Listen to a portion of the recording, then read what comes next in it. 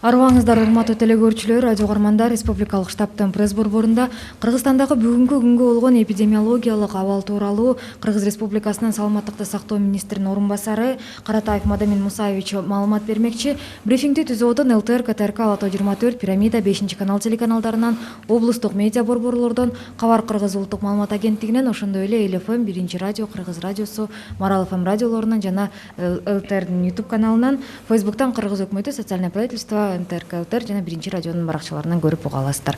Анда эмесе, Мадамин Мусаевич, сөз сизде. Саламатсыздарбы, урматтуу мекендештер. 23 июнь 2020 жылга карата маалымат. Бир сутка ичинде жалпысынан 33 бейтап ооруканадан айыгып чыгарылды. Бишкек шаарынан 8 бейтап, Чүй областынан 12, Ош шаарынан 6, Нарын областынан 3, Жалал-Абад областынан 4 бейтап айыгып чыкты. Кайталап алынган анализдердин жыйынтыгында тест болуп чыккан бейтаптарды биз ооруканадан чыгардык. Республика боюнча бүгүнкү күнгө чейин жалпы 2054 бейтап айыгып ооруканадан чыгарылды. Бир сутка ичинде тилекке каршы коронавирус инфекциясынан 1 бейтап каза болду. Кыргыз-Түрк ооруканасынан 1964 жылкы туулган бейтап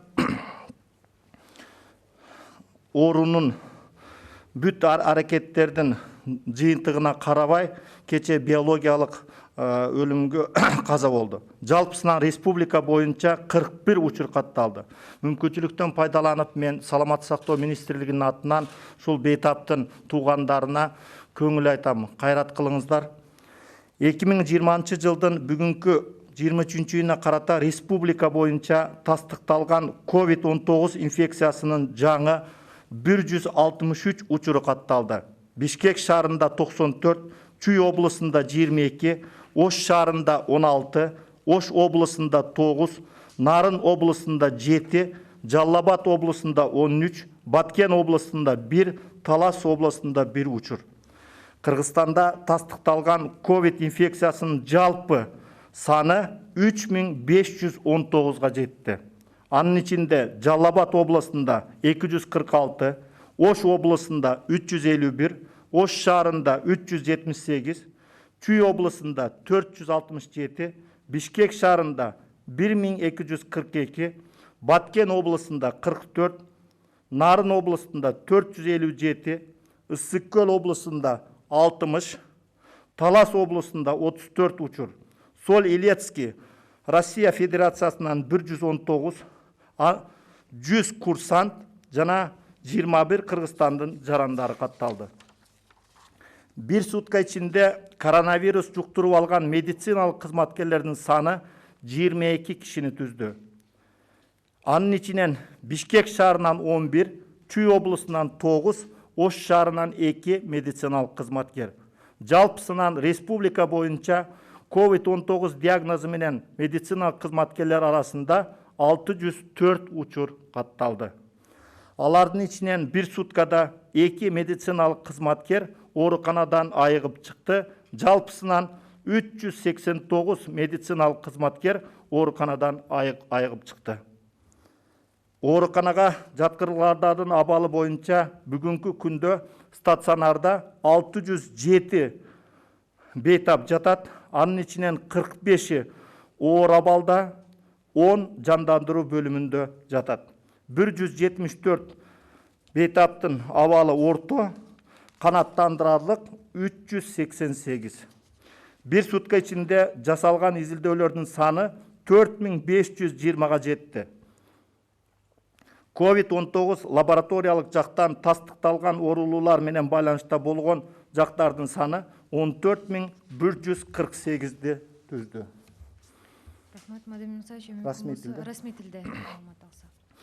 Уважаемые соотечественники, позвольте представить информацию на 23 июня 2020 года. За последние сутки из стационаров республики выписано 33 пациента с ранее подтвержденным диагнозом.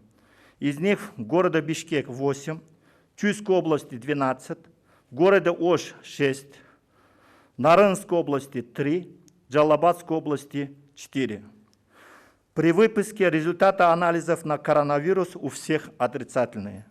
Всего за все время выписано выздоровлением по стране 2054 пациента. За сутки, к сожалению, в стационаре республики зарегистрировано 1 смертный случай от коронавирусной инфекции. В кыргызско-турецкой больнице одна женщина 64 года рождения.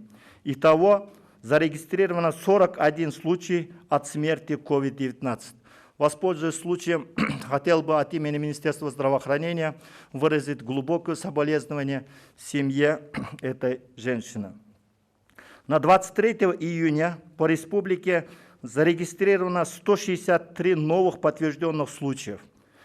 В городе Бишкек 94 случая, в Чуйской области 22, в городе Ош 16, в Ошской области 9, в Нарынской области 7, в Джалабадской области 13, в Баткенской области 1 случай и в Таласской области тоже 1 случай. В Кыргызстане всего зарегистрировано за весь период 3519 подтвержденных случаев. Из них в Джалабадской области 246, Ошской 351, в городе Ош 378, в Чуйской области 467, в городе Бишкек 1242 случая, в Баткенской области 44, в Нарынской области 457, в Иссык-Кульской области 60, в Таласской области 34, среди прибывших из Солилецка 119, военнослужащие Российской Федерации 100, прибывшие из Российской Федерации 21 граждан Кыргызстана. Среди медицинских работников за сутки зарегистрировано 22 новых случаев. Из них в городе Бишкек 11, в Чуйской области 9, в городе Ош 2. Общее количество медицинских работников составляет 604 случая, из которых за сутки выписаны из стационаров 2 медицинских работника. Всего по республике выписано с выздоровлением 389 медицинских работников. В стационаре на сегодняшний день лежат 607 пациентов, из них 45 тяжелое состояние, 174 средней тяжести и удовлетворительное состояние 388. 10 человек находятся в реанимации. За последние сутки проведено исследование 4520. Количество контактных лиц лабораторно подтвержденными больными составило 14 148 человек. Спасибо. Уважаемые телезрители, радиослушатели, на этом мы завершаем брифинг в пресс-центре Республиканского штаба. О текущей эпидемиологической ситуации по Кыргызстану вас проинформировал заместитель министра здравоохранения Кыргызской Республики Каратаев Мадамин Мусаевич. А прямой эфир брифинга вы могли посмотреть и услышать на телеканалах ЛТР, КТРК, Лото-24, Пирамида, 5 канал, через областные медиацентры, Кыргызское национальное информационное агентство Хабар, а также на радиостанциях ЛФМ, Биринчи радио, Кыргыз радиосу, Марал ФМ, на YouTube-канале ЛТР и в Фейсбуке на страницах Кыргыз Өкмөтү, социальное правительство, МТРК ЛТР и Биринчи радио. Спасибо за внимание.